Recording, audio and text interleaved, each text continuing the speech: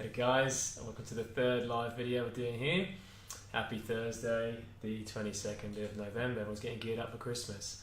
I had a battle today with Lauren, our receptionist, when it's going to be the best time to put the Christmas decorations up. So I'm thinking first weekend of December, but we'll see. We'll see what the consensus is. So today's live video, we're going to be talking about what's the difference between an osteopath, a physiotherapist, and a chiropractor.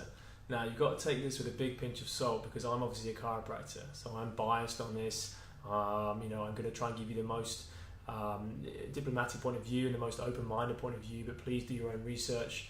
If you need any help with where to look for anything, please drop us a message, but I'll try and give you the most open-minded approach. So if I tell you directly what a chiropractor is, you may have seen the two other live videos where we talk about how a chiropractor analyzes someone, what the philosophy is, and how we were trained. So we're looking principally at the spine. So chiropractors generally they're very specific in terms of what they're treating and what we're going to adjust. Now we're looking at the spine because it houses the nervous system. So generally, if you've got a back issue, a neck issue, which is in the spine, not being referred from anywhere else, I would say you go see a chiropractor because they've trained for 5 years to look principally at the spine and how to adjust that and how to take away pain in those areas. Now, osteopaths, from my understanding, from what I've seen with osteopaths when I've been treated by them, they look at the body in different segments, and they're trained more in their 4 years in looking at every single joint, every single muscle, and how that's working, which is fantastic because they're looking at it from more of a global type approach. So if you had a specific injury like a rotator cuff injury on the shoulder, maybe like a hip bursitis, then an osteopath might be the best person to go see with them.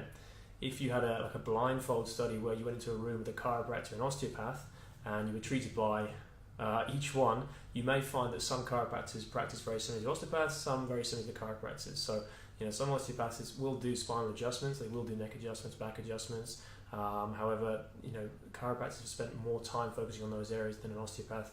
If you had an ankle issue, then I would always say maybe just go and see an osteopath. It depends on what works best for you.